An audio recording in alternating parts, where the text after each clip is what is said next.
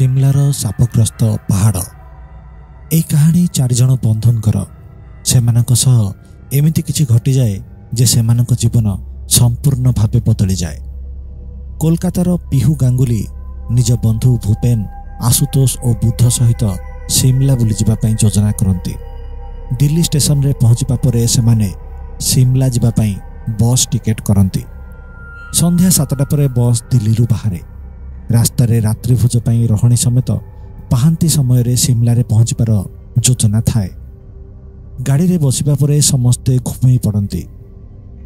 हठात पिहुर निद भांगी जाए आउ से देखे जे बस रे केही भी नाहांती। हुए तो बस केउठी अटके थिबो आउ समस्ते बाहर को जाइथिबे भाबी से निज सीट रु उठिबा बेले पड़ीगला। कारण सेते बेले बस चालुथिला। से ड्राइवर को चाहि किछि प्रश्न करबा पई चाहुथिला, हेले से चमकी पड़िला। बस रे ड्राइवर भी नथिला। बस आपे आपे जाउथिला।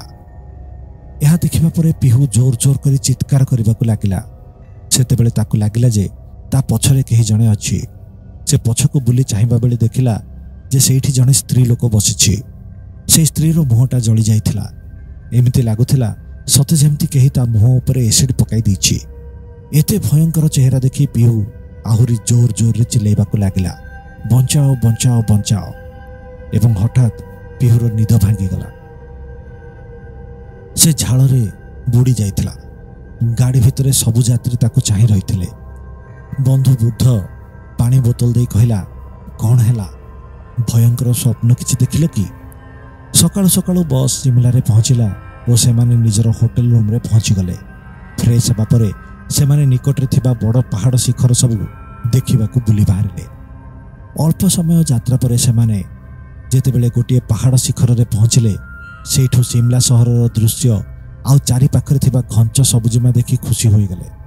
सेमाने चारि बंधु एकाठी ठिया होई सबु देखुथिबा बेले भूपेन कहला, अरे सियाडे देखिलो, केही जणे सेठी ठिया होईछि, जणे स्त्री लोक बोधुए।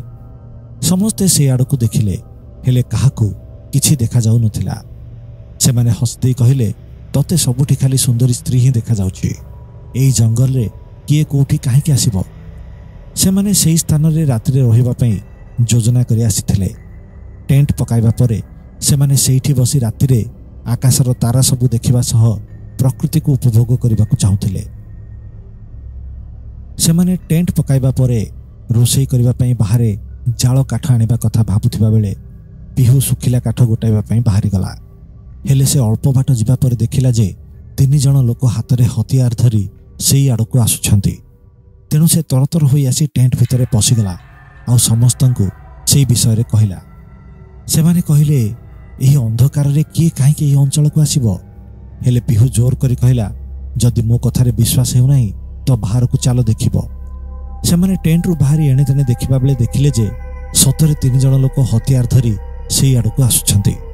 सेमानकु देखि सबु डरी गले एवं निज सामान सबु धरी पाखर थिबा गोटे बड़ पत्थर पछर जाई लुचि गले। सेमाने जेते जेते पाखकु आसुथांती, पिहू देखु पारुथाए जे सेमाने मनुष्य मानक भली आदौ देखा जाउ नाहांती। सेमाने त्रिकोण भली बसी जाआंती एवं उच्च स्वर रे कोनोसी मंत्र बोलिबाकू लागंती। एही समय रे सेमानक भितरु जणे निज आंगुठी काटी देई रक्त पकाए। अंधार होई आसुथिला, तेणु पछरे लुचिथिबा एही बंधु मानकु बेसी किछि देखा भी जाउ नथिला। एही समय रे जणे स्त्री आसी सेई लोकमानक त्रिभुज मध्य रे सोई जाए। हेले से केमिति आउ केउठु आसिला एमाने किछि जानि पारु नथिले। पिहू बहुत डरी जाइथिला आउ कहूथिला, मते बहुत भय लागुछि। सेई 3 जण लोक एबे स्त्री लोक को सुंघिबाकू लागिथिले। एही समय रे सेई स्त्री लोक आंगुठी उठेई पत्थर पछरे लुचिथिबा बंधु मानक आड़कू देखाइला। सेई 3 जण एबे स्त्री लोक को छाड़ी देई एमानक आड़कू बढ़िले। पिहू और बंधु माने एबे जानि सारिथिले जे सेमानक सह किछि भयंकर घटना घटिबाकू जाउछि।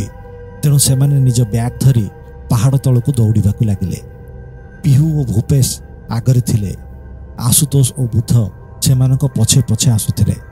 सेमाने धाई धाई सुरक्षित स्थान रे पहुंची गले सत, हेले आशुतोष और बुद्ध पहुंचिले नाही। पिहू स्थानीय होटेल रे थिबा मैनेजर को जाई सबु घटना कहिबा परे सेमाने कहिले, आपनकु सेई पहाड़ उपरे रात्रि रहिबाकू किए परामर्श देइथिला? जानि नाहंती कि से पहाड़टा अभिशप्त ସେଠି କେହି ବି ରାତିରେ ରହନ୍ତି ନାହିଁ। ଆପଣଙ୍କ ଭାଗ୍ୟ ଆପଣ ବଞ୍ଚିକି ଫେରି ଆସିଲେ। ଏହା ଶୁଣିବା ପରେ ପିହୁ ଓ ଭୂପେନ ପୋଲିସରେ ଅଭିଯୋଗ କରିଲେ। ହେଲେ ପୋଲିସ ଦଳ ରାତିରେ ପାହାଡ଼ ଉପରେ ଚଢ଼ି କାହାକୁ ଖୋଜିବା ସପକ୍ଷରେ ନଥିଲେ। ସମସ୍ତଙ୍କୁ ନିଜର ପ୍ରାଣ ଭୟ ଥିଲା। ହେଲେ ପାହାନ୍ତି ହେଉ ହେଉ ପିହୁ ଓ ଭୂପେଶ ପୋଲିସ ସହିତ ସେହି ପାହାଡ଼ ଉପରକୁ ଚଢ଼ିଲେ। ଆଶୁତୋଷ ଓ ବୁଧ ଅଳ୍ପ ଦୂରତାରେ ତଳେ ପଡ଼ିଥିଲେ। ସେମାନଙ୍କର ଚେତା ନଥିଲା। ଚେତା ଫେରିବା ପରେ ସେମାନେ କହିଲେ ଯେ ସେହି 3 ଜଣ ଲୋକ ତାଙ୍କୁ ଧକ୍କା ଦେଇ ତଳେ ପକାଇ ଦେଇଥିଲେ। ତାପରେ ସେମାନଙ୍କର ଚେତା ପଳେଇଥିଲା। ପରେ କ'ଣ ହେଲା ସେମାନେ କିଛି ଜାଣନ୍ତି ନାହିଁ। ହେଲେ ସେମାନେ ଲକ୍ଷ୍ୟ କରିଥିଲେ ଯେ ସେମାନଙ୍କ ହାତର ଗୋଟିଏ ଆଙ୍ଗୁଠି କଟି ଯାଇଥିଲା। ବୋଧହୁଏ ସେହି ଆଙ୍ଗୁଠି କାଟି ରକ୍ତ ପୂଜା କରାଯାଇଥିଲା। ଯାହା ବି ହେଉ ସେମାନଙ୍କ ଜୀବନ ବଞ୍ଚି ଯାଇଥିଲା ବୋଲି ସେମାନେ ଭଗବାନଙ୍କୁ ଧନ୍ୟବାଦ ଦେଉଥିଲେ। ଆଉ କେବେ ବି ଏଭଳି ସ୍ଥାନକୁ ଯିବେ ନାହିଁ ବୋଲି ପ୍ରତିଜ୍ଞା କରିଥିଲେ। ଆପଣ ଶୁଣୁଥିଲେ ଡଷ୍ଟି ଟେଲ୍ସ ଓଡ଼ିଆ ପୋଡକାଷ୍ଟ। ଯଦି ଆପଣଙ୍କୁ ଆମର ଏହି ଉପସ୍ଥାପନା ଭଲ ଲାଗେ ତାହେଲେ ଏହାକୁ ନିଜ ବନ୍ଧୁମାନଙ୍କ ସହିତ ସେୟାର କରନ୍ତୁ। ଆମ ଚ୍ୟାନେଲକୁ ସବସ୍କ୍ରାଇବ୍ କରନ୍ତୁ। ଧନ୍ୟବାଦ।